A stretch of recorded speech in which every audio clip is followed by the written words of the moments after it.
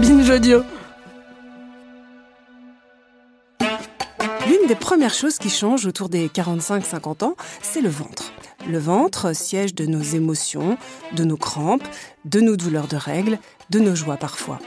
On dit avoir des papillons dans le ventre quand on est amoureux ou avoir la peur au ventre avant un examen.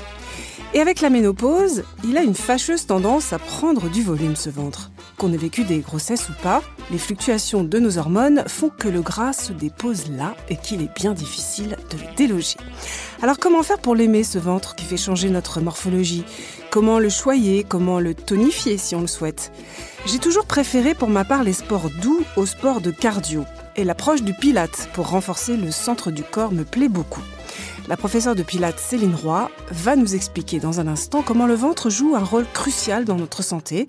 Elle a co-signé avec la nutritionniste Virginie Paré le livre 30 jours pour aimer son ventre, paru chez Flammarion.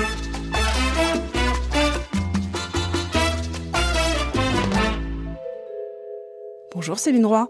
Bonjour Claire. Alors vous êtes donc prof de Pilates, ancienne danseuse professionnelle, et vous êtes à l'origine d'une méthode de Pilates très centrée sur le souffle et le ventre, on va y revenir. Et puis Virginie Paré, vous êtes avec nous mais à distance. Oui. Bonjour à vous. Vous êtes nutritionniste et conférencière. On voulait vous entendre aussi sur comment se faire du bien à l'intérieur, donc vous allez nous donner plein de conseils pratiques. Mais d'abord, dans votre livre, vous faites évidemment, Virginie, le lien entre le ventre et les émotions. Absolument, le ventre, c'est le premier endroit vraiment où on ressent les émotions, notamment les émotions fortes. Et puis, c'est aussi un endroit qui est susceptible de modifier nos émotions, puisque par exemple, à peu près entre 70 et 81% de la sérotonine, qui est une hormone du bien-être, est produite par notre flore bactérienne. Ouais. Donc à partir de là, le ventre aussi est susceptible de générer des émotions plus ou moins agréables chez nous. Donc il y a un aller-retour, émotions qui viennent du cœur ou du cerveau vers le ventre, et en retour, il y a des émotions qui sont susceptibles de prendre naissance au niveau du ventre. On va reparler de ces hormones du bonheur tout à l'heure. J'avais lu, peut-être vous aussi, il y a quelques années, ce livre étonnant, Le charme discret, fabuleux de l'intestin, de Julia Enders. Céline, on y apprenait déjà que le ventre était une sorte de deuxième cerveau. Oui, complètement. Même parfois, premier cerveau. On dit aussi qu'on est arrivé de là d'abord. On était un intestin avant même d'être un cerveau.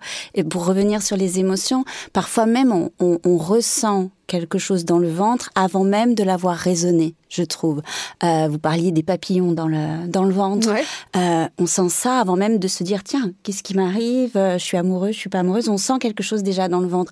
Donc c'est vraiment le berceau des émotions. C'est tout, pour moi, tout naît dans le ventre, le bonheur comme l'inconfort. Oui, et parfois même les angoisses aussi. On parle d'avoir la peur au ventre. Virginie, certaines formes de dépression peuvent venir du déséquilibre de la microbiote. En tout cas, c'est ce que disait cette autrice allemande, me semble-t-il. Oui, dans son livre « Le charme discret de l'intestin », un magnifique livre, effectivement, il y a de plus en plus d'études aujourd'hui qui tendent à montrer qu'un déséquilibre de la flore bactérienne, une dysbiose, est susceptible d'avoir un impact sur notre psychisme, et notamment pour tout ce qui est dépression, burn-out, stress, on travaille là-dessus. Les médecins, les chercheurs travaillent là-dessus et commencent à trouver des solutions assez étonnantes pour venir à bout de la dépression. Ouais. Alors évidemment, la question que tout le monde se pose quand on parle du ventre, c'est est-ce qu'il est inévitable de prendre des kilos autour du ventre, la fameuse petite bouée qui, une fois qu'elle est installée, est extrêmement coriace, Céline. Avec l'âge, il est quand même certain qu'on est tous amenés à prendre un peu de poids. C'est notre vieillissement. Donc, lutter absolument contre 2 ou 3 kilos, je pense que c'est inutile parce que c'est notre vieillissement, mais qui n'arrive pas spécialement à 50 ans. On peut déjà voir apparemment à entre 30 et 40 une petite évolution, entre 40 et 50 une évolution, et à 50 ans, avec le bouleversement hormonal, ça peut être une grosse évolution du poids. Et ça, par contre, on peut l'éviter avec évidemment l'alimentation saine, du sport et une prise de conscience aussi de ce qui se passe. Mais ensuite, lutter absolument contre une petite prise de poids liée au vieillissement, je pense que ce serait ridicule et ne pas accepter le vieillissement.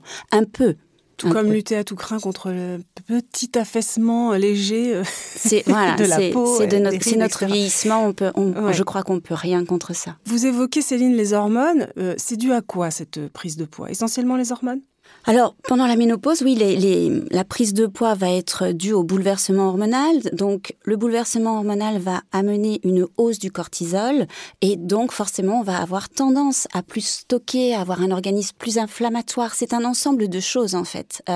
Et il est vrai qu'à cette période, si on ne bouge pas un petit peu plus, si on cible pas un petit peu plus les exercices, on va avoir tendance, avec la même quantité alimentaire, à grossir. Voilà, donc il va falloir faire des petits réglages qui sont pas énormes. C'est pas aussi insurmontable que ça. Alors, si je comprends bien, donc la fluctuation de l'œstrogène, c'est ça qui provoque un peu l'espèce d'amas graisseux. Et j'ai lu aussi, j'ai appris en lisant votre livre, que la baisse de la progestérone, une autre hormone très importante dans notre corps, peut générer, elle, des sensations de ballonnement. Virginie, je m'adresse à vous, et de ventre gonflé et dur, c'est vrai? Oui, absolument. Oui. De toute façon, en période de ménopause, il doit s'opérer un réajustement de la totalité des hormones qui sont en lien les unes avec les autres. Et c'est un peu une zone de turbulence où certaines hormones vont diminuer pour laisser la place à d'autres. Et en fait, on a quelques mois, ou pour certaines personnes quelques années, pour que ces hormones puissent se réajuster et retrouver un confort agréable. Mais c'est vrai que c'est une période un petit peu difficile, justement, parce que ce réajustement est nécessaire et que tout est en lien. Mmh. Alors, autant on souffre à cette période de périménopause et de ménopause de la chute d'hormones, autant il y a des hormones qui peuvent nous faire du bien. Vous voyez lesquelles je veux dire. Déjà avec le sport, tout ce qui est endorphine, sérotonine, dopamine, voilà, il ne faut pas hésiter à justement sécréter. Et alors, nous sommes là avec Virginie pour donner des conseils de comment on peut sécréter. Moi, avec ce travail évidemment de respiration, de phonation, ça va emmener évidemment la sérotonine et puis aussi la dopamine, parce que quand on va également pratiquer au niveau du sport, la dopamine, c'est aussi un peu la récompense. Donc, quand on est valorisé, on va aussi sécréter ces hormones. Elles vont venir contrebalancer les oestrogènes, la progestérone qui descendent. Donc, c'est très, très important à cette période-là de grands bouleversements pour certaines femmes, encore une fois. Ne pas hésiter à faire un cycle tous les jours assez court, de 15 minutes, pour justement avoir ces hormones du bien-être qui sont donc, là. Chez soi, par exemple, ou c'est quoi? Chez soi, c'est des étirements, et puis après, pratiquer la marche, par exemple, ça suffit? Il faut vraiment mettre l'accent sur la respiration, parce que la respiration, c'est un outil vraiment qui va jouer sur l'inflammation, va faire descendre l'inflammation au niveau du corps, donc ça c'est important.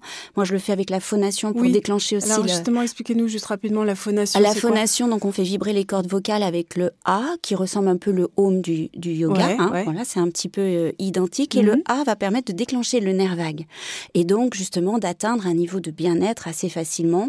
Donc ça, moi je demande à toutes mes élèves de faire au moins 5 minutes avant la pratique, de se poser et de faire sa respiration. Si on n'a pas beaucoup de temps, on peut le faire dans sa voiture, dans le métro c'est compliqué. Et c'est quoi le nerf vague exactement? Alors, on appelle ça aussi le nerf du bonheur. C'est le nerf le plus long du corps, le 10e nerf crânien, et donc qui va être là pour réguler notre système parasympathique, le système autonome. Donc quand on est un petit peu trop nerveux, quand on est plutôt sur le système sympathique, eh bien on a besoin de se faire calmer par ce nerf vague. Et d'ailleurs, quand vous n'arrivez pas à le calmer, il vous fait faire un malaise vagal. Il vous dit stop. Donc voilà. Respirer et faire Om ou A, ça peut aider à se détendre. En tout cas, ce qui compte, c'est effectivement la détente, arriver à la détente d'ailleurs, première chose. Voilà, la détente, on fait donc descendre le niveau de cortisol, et puis donc ce nerf vague qui va être engagé, et puis qui peut servir aussi le nerf vague, savoir l'utiliser, ça peut vous servir quand vous avez un entretien, quand vous avez un oral, quand vous sentez que votre cœur commence à s'accélérer, bien connaître les astuces pour le mettre en route, pour vous détendre, c'est très important même dans la vie de tous les jours. Donc ça, on démarre par ça tous les jours pour faire un petit peu descendre le niveau de cortisol qui, chez la femme de 50 ans, aura tendance à être augmenté dès le matin. Certaines ont un taux de cortisol élevé de façon chronique qui ne descend pas. C'est quoi ça? On pourrait dire que c'est l'hormone du stress? Oui. C'est ça, complètement. Ouais, c'est l'hormone du stress. Donc c'est créé par le stress et donc ça a cet impact très négatif sur l'organisme. Oui, quand il est chronique, parce que sinon on en a besoin. On a besoin de ce stress pour agir, parce que sinon on pourrait pas agir, on pourrait pas fuir quand c'est nécessaire. Donc on a besoin de cette hormone. Dans le sport, on va aussi avec l'adrénaline, ça va être un composant quand vous faites du sport. On les déclenche, mais pas de façon chronique. Ce qui est dangereux, c'est d'avoir un stress qui est chronique, qui dure toute la journée, qui lâche jamais. Ce qui est un peu le cas quand on a ce bouleversement hormonal. Donc c'est important de mettre en place de la respiration, du nerf vague. Moi j'utilise aussi beaucoup la sensorialité, l'odorat, le nerf olfactif qui également va être lié directement aux zones des émotions. Tout ça c'est des petites techniques à utiliser dès le matin pour avoir du confort dans sa journée. On va revenir sur votre méthode. Je voulais que Virginie nous explique justement le rôle de l'activité sur, par exemple, alors ce que vous appelez vous dans le livre l'hormone de la satiété et de la faim, c'est quoi ? Alors, est-ce que vous permettez, Claire, que je revienne un petit peu sur les hormones du bien-être ? Bien sûr, parce que la magie de l'histoire, c'est qu'on a vraiment la possibilité de les sécréter nous-mêmes. Et la période de ménopause, c'est une période où on a tendance à être un petit peu anxieuse ou dépressive, enfin parfois même dépressive. En tout cas, il y a des sautes d'humeur et on a le pouvoir, justement, par nos actions au quotidien, par notre respiration, de sécréter ces hormones. Comme je disais tout à l'heure, par exemple, grâce à l'équilibre de notre flore intestinale, on peut sécréter de la sérotonine.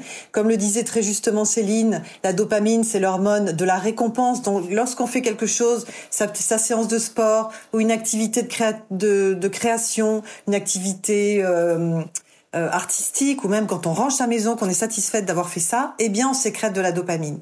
Il y a aussi la fameuse ocytocine, qui est l'hormone de l'attachement, l'hormone du lien social. Donc garder du lien social en cette période de vie, c'est vraiment important, de manière à sécréter cette hormone. On peut avoir aussi, on sécrète cette hormone aussi lorsqu'on caresse son chat ou lorsqu'on va jouer avec son chien. Enfin, il y a plein de moyens de la sécréter aussi. Et puis, je crois, il y a bien sûr les endorphines avec l'activité, le sport. Comme le disait aussi Céline, le nerf vague a une importance majeure aussi sur plein de domaines de notre métabolisme, notamment sur la protection du système cardiovasculaire, mais aussi sur le contrôle de la glycémie. Donc, avoir un nerf vague qui fonctionne bien, c'est permettre d'avoir une meilleure assimilation des sucres. Oui. Donc, la respiration avec le A, qui fait partie intégrante de la méthode de Céline. Et puis, par exemple, faire un gargarisme de 30 secondes le matin après s'être brossé les dents, ça permet d'activer le nerf vague. Ah, d'accord. Autre méthode. Oui, de faire en sorte qu'il joue son rôle, et il a un rôle majeur, absolument majeur dans la digestion, parce que c'est grâce à lui que la flore bactérienne va communiquer. On sait que nos bactéries intestinales communiquent avec le cerveau. On savait pas de quelle manière. Aujourd'hui, on sait que c'est grâce au nerf vague. Et le nerf vague va aussi donner beaucoup d'indications dès la mastication à toutes les étapes du système digestif pour dire attention à l'estomac, attention, ce sont des protéines qui arrivent, donc il faudrait sécréter tel ou tel suc digestif. Pareil pour le pancréas, etc. Donc, ce nerf vague, c'est un flux d'informations qui est absolument majeur pour tout le fonctionnement de notre métabolisme global. Alors moi, j'adore chanter, donc je chante souvent. J'imagine que ça aide. C'est excellent. C'est excellent. Toutes les personnes d'ailleurs qui font partie de chorale adorent et n'arrêtent pas parce que c'est vraiment très très important. Alors même si on fait pas partie de chorale, moi j'invite vraiment les personnes à chanter dans leur voiture, sous la douche, tout le temps. Voilà. Alors on chante, on se gargarise, on fait tout en même temps, et puis après on fait des A et voilà, et ça et on va stimuler quelque chose de positif en nous. C'est ça. Virginie, elles sont en rapport, ces hormones du bien-être dont vous nous parliez à l'instant, avec ce que nous mangeons aussi, et ça c'est très important. Absolument, c'est vrai que déjà l'équilibre de notre flore permet d'avoir un équilibre de la sérotonine, mais il y a malheureusement certains aliments qui déclenchent aussi des hormones du bien-être, notamment les sucres.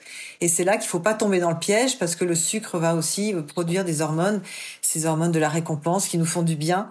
Donc c'est pour ça qu'il y a une addiction aussi au sucre. Et voilà. Et tu préconises aussi certains aliments qui ont du tryptophane, je crois, qui sont plutôt calmants, c'est ça, je crois, hein? Oui, les tryptophanes, en fait, sont des précurseurs de mélatonine. Donc, en plus, ça permet d'avoir un meilleur sommeil, ce qui est très important Alors c'est quoi? Qu'est-ce qui se cache derrière ce mot un peu scientifique? Du chocolat. Ah, du chocolat noir. Voilà, ça me parle. Dans les quoi, les tryptophanes, c'est quoi? Les tryptophanes, vous en trouverez notamment dans les légumineuses. Ce sont des molécules qui permettent sont des précurseurs de sérotonine, qui elle-même est précurseur de mélatonine, l'hormone de l'endormissement. Et vous parliez tout à l'heure, Claire, des hormones de la faim et de la satiété.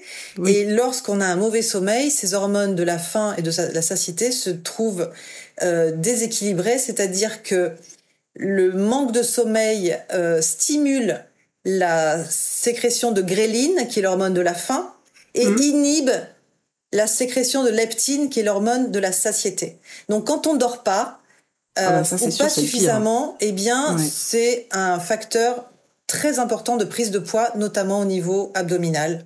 Il y a une auditrice qui m'a dit très joliment comment est-ce qu'on évite de manger ses émotions. Parce que c'est ça aussi, on traverse une période un peu qui chamboule. Et donc on parlait du sucre. Comment on évite de manger ses émotions, Virginie ? Donc le sport, super important. Et puis... les aliments, par exemple, à proscrire, peut-être vous pouvez nous aider. Alors les aliments à proscrire, ce sont pour surtout éviter le ventre qui gonfle. Alors tout dépend, les gonflements. Il y a plusieurs raisons du gonflement. Il peut y avoir des aliments qui sont trop riches en fibres, des fibres solides, et à partir du moment où les intestins sont un petit peu irrités, eh bien ça va générer des gonflements. Ça peut être aussi lié à une petite porosité intestinale. Des matières vont passer à la périphérie des intestins et vont se retrouver dans le sang, et là ça génère une inflammation. Ça peut être un manque de mastication, un manque de respiration, un excès de stress. Les ballonnements, ce qui est important, c'est trouver les origines des ballonnements. Et très souvent, quand on trouve l'origine, on arrive très vite à en venir à bout.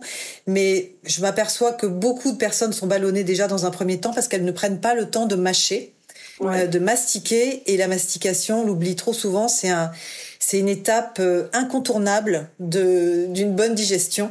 Ça peut être aussi certaines légumineuses qu'il est préférable de laisser tremper longtemps. Par exemple, les pois chiches. Genre les lentilles, ce genre de choses. Les lentilles, ça va encore, mais les pois chiches, les haricots, le bon cassoulet du sud-ouest est susceptible de générer des ballonnements, même si c'est très bon. Et vous dites aussi qu'il faut, ça m'a vachement intéressé, mesurer l'acidité gastrique, parce que ça peut entraîner fatigue, douleur musculaire, prise de poids et même irritabilité. Mais alors, comment est-ce qu'on sait qu'on a de l'acidité ? On peut prendre son pH déjà pour avoir une indication dans les urines. Il y a plein de tests de pH, c'est des petits rouleaux en fait avec des buvards. Vous trempez ces petits buvards dans vos urines, ils vont prendre une certaine couleur et on va vous indiquer le niveau de votre pH. Ça, il vaut mieux le faire l'après-midi parce que le matin on est toujours acide. Donc déjà vous allez avoir une indication pour voir si ça fluctue ou si c'est toujours pareil. L'équilibre acido-basique, mais en latin, en évitant de manger des aliments industriels, en faisant en sorte que les protéines animales ne représentent pas plus d'un tiers de notre repas, et en évitant de boire trop de café, parce que le café est quand même acidifiant, donc deux tasses par jour. Une folle de café, là. Ça ça me fait pas plaisir d'entendre ça. L'excès de café peut être une source de prise de poids au niveau du ventre. Hein. Ah oui. Ouais. Donc 2 tasses par jour, c'est bien. Après, au-delà, il faut faire un petit peu attention. Et alors, on pourrait se dire, alors c'est compliqué, il faut faire du pilates, il faut faire de la gym absolument, etc. Mais vous expliquez qu'il y a des mouvements très simples qui permettent de dégonfler le ventre, le 4 pattes par exemple. Vous dites aussi que marcher pieds nus, ça aide aussi.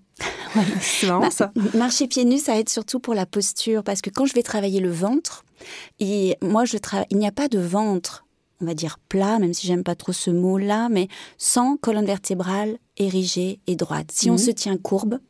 Le ventre ressort, forcément, ça marche pas. Donc le pied nu, c'est surtout quand sous vos pieds, vous avez des récepteurs, des propriorécepteurs qui sont complètement liés à notre tonus de posture. Ce ne sont pas des contractions qui sont conscientes. Dès que vous mettez vos pieds à plat, votre colonne vertébrale se redresse. Et ça, c'est très, très intéressant pour retravailler le galbe de la taille. Voilà. Du coup, je me suis redressée. C'est ça, j'ai vu. Le galbe de la taille, et puis justement, revenir replacer en fait le ventre. Justement, oui, vous conseillez la technique de l'auto-agrandissement. C'est quoi ? On fait comme ça, comme si on avait des bouquins sur la tête. C'est ça, on étire au maximum. Mais l'auto-agrandissement vient des pieds.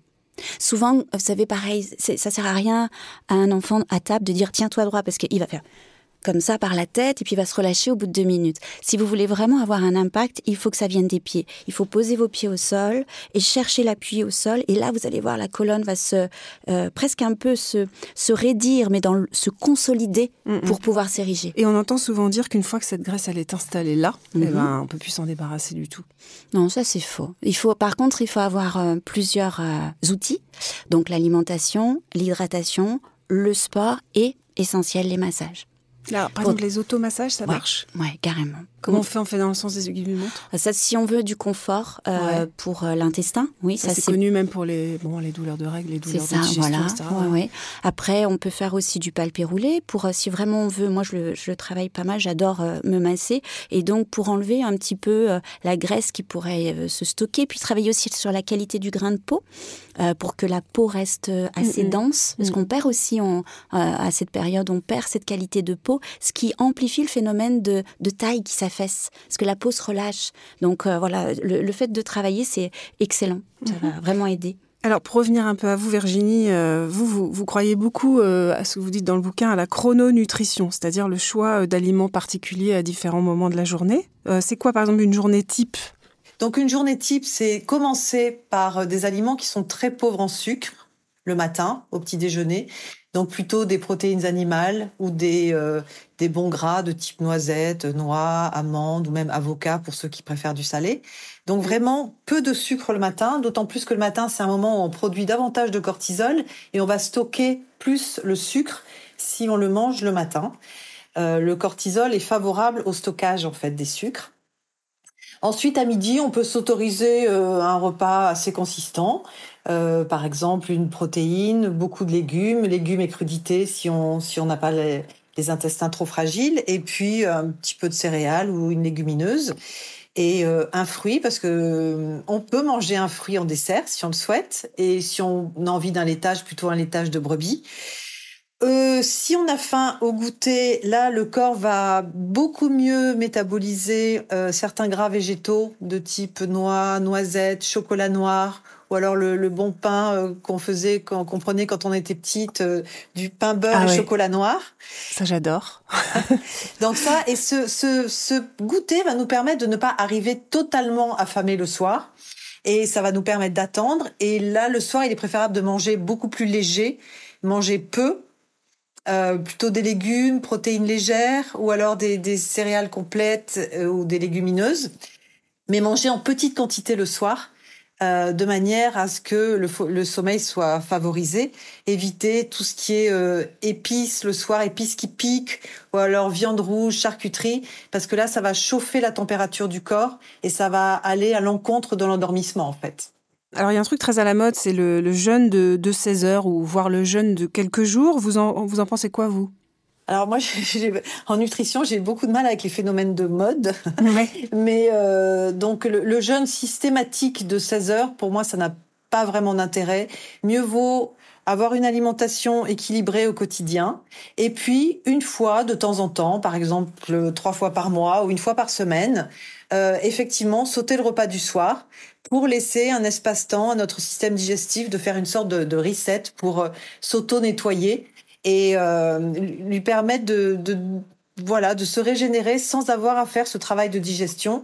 La nuit et pendant nos heures de sommeil, c'est vraiment le moment où le corps se régénère et permettre au système digestif de ne pas avoir ce travail de digestion de temps en temps, ça me semble très opportun. Oui, mais surtout pas régulièrement, parce que déjà ça nous coupe de notre vie sociale quand on saute un repas, notamment tous les soirs.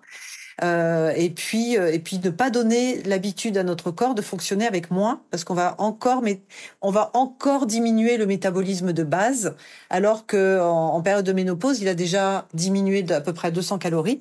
Donc c'est pas la peine d'en rajouter.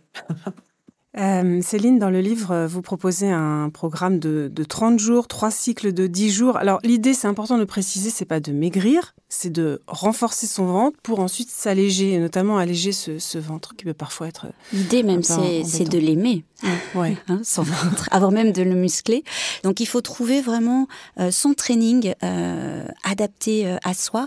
Attention, quand même, faire attention de pas se mettre dans le rouge. Je trouve qu'à 50 ans, si on se met dans le rouge, on va amplifier le phénomène du bouleversement hormonal. C'est-à-dire qu'on a déjà un cortisol qui est souvent élevé. Donc on a souvent déjà un stress. Quand on fait une pratique physique, on sait qu'on stresse le corps. C'est comme ça que l'on va se muscler. Donc, n'allez pas trop, si vous êtes déjà avec un stress un peu chronique, n'allez pas remettre du stress sur du stress. Mais encore une fois, il faut bien adapter à chacune selon ses besoins. Certaines personnes vont avoir besoin de ce petit stress, cette petite adrénaline pour ensuite se sentir bien. Voilà, et c'est très bien. Mais il faut vraiment savoir adapter son training. J'ai quand même beaucoup de témoignages où des femmes qui pensaient, ça c'est important je pense aussi, qui pensaient que la décharge d'adrénaline leur faisait du bien. Elles se sont forcées, sous mes conseils, vraiment forcées, elles n'avaient pas envie de faire de la mobilité. Ça, je travaille beaucoup aussi avec les fascias, avec le tissulaire. C'est lent, il faut prendre son temps, il faut... Eh bien, maintenant, ça n'avait pas envie du tout. Mais c'est vrai, il y a plein de gens qui font pas de yoga ou pas de pilates parce qu'ils trouvent ça ennuyeux. C'est ça. Eh bien, finalement, elles ont trouvé vraiment un tel confort qu'elles me disent en témoignage que sur la VOD, c'est ce qu'elles pratiquent le plus maintenant. Donc, c'est quand même... voilà, parfois il faut peut-être aller un petit peu sur nos inconforts pour se découvrir aussi, parce que là c'est aussi aimer son ventre, c'est aussi aller à la découverte de son ventre, voilà, vraiment le sien. Virginie, j'aimerais terminer, puisque les beaux jours sont enfin arrivés, par un moment qui est quand même un moment plaisir pour beaucoup d'entre nous, c'est l'apéro, parce que vous en parlez dans le bouquin. On peut prendre des apéros, mais alors quels sont les conseils ? Alors oui, on peut prendre de l'apéro, des apéros justement, parce que comme on disait tout à l'heure, c'est une vie sociale et la vie sociale permet de stimuler l'ocytocine, donc c'est très bien. Le conseil que je donnerais, c'est d'éviter tous les cocktails, les alcools forts, de préférer un bon vin rouge ou un vin nature si possible, ou un peu de bière quand on aime ça, et de ne jamais prendre d'alcool sans avoir au préalable un petit peu mangé, de manière à ce que le bol alimentaire éponge un petit peu l'alcool, de manière à ce que ça ne passe pas directement dans le sang et que ça n'agresse pas trop le foie. Donc des apéritifs, oui, de temps en temps, avec modération bien sûr, mais en ayant mangé au préalable un petit peu de corps gras ou des protéines, de manière à réduire l'impact de l'alcool. J'ai noté 2 à 3 verres de vin par semaine. C'est pas beaucoup, hein. Pardon, surtout mais quand on a une vie parisienne. Je vais pas pousser à la conso, mais c'est pas beaucoup. Oui, bon, déjà, la manière dont on boit le vin et dans les circonstances dans lesquelles on le boit va faire qu'on va le digérer différemment. Donc, je dirais pour nous, les femmes, un petit verre par jour, c'est bien s'il est bien pris et si c'est du vin de bonne qualité. Voilà. Et à consommer avec modération, évidemment. Surtout dans cette période, en fait, parce qu'on est le vin, l'alcool, c'est de l'inflammation. Ça dépend aussi où vous en êtes dans ce bouleversement. Je crois qu'aussi, il faut voir. C'est-à-dire que si on est quand même en plein grand bouleversement, l'alcool va créer quand même des pathologies. Chaleur, et puis il y a maintenant des études qui tombent sur ces pathologies en rapport alcool et pathologie chez la femme qui est de cette grande fragilité à 50 ans quand on traverse cette périménopause. Donc c'est quand même à rappeler, même si c'est un vrai plaisir. Et puis voilà. Et puis peut-être que pendant quelques années, le temps de cette tempête pour certaines, il faut peut-être le mettre un peu, 1 ou 2 verres par semaine pour reprendre après plus de plaisir. Mais attention quand même à cette fragilité. Et les bouffées de chaleur, on sait que si on arrête l'alcool, on va les diminuer quand même beaucoup. Merci à toutes les deux pour tous ces conseils. Alors, on va essayer d'aimer notre ventre. C'est la bonne résolution du jour. Merci beaucoup à toutes les deux. On va écouter le single d'une femme, une jeune femme que j'aime beaucoup. Virginie et les femmes canon. C'est un single qui s'appelle « Ceci est mon corps » qui devrait vous parler. Vous allez voir. Mon corps est un éclair. Mon corps est un vortex, une lumière trop complexe ou décomplexée. Mon corps est ma réalité. Il te plaît, il te déplaît, mais mon corps n'a rien demandé, ni ton avis, ni ton désir. Mon corps, c'est le meilleur ou le pire. Quand je te vois, quand je te serre, quand je te serre,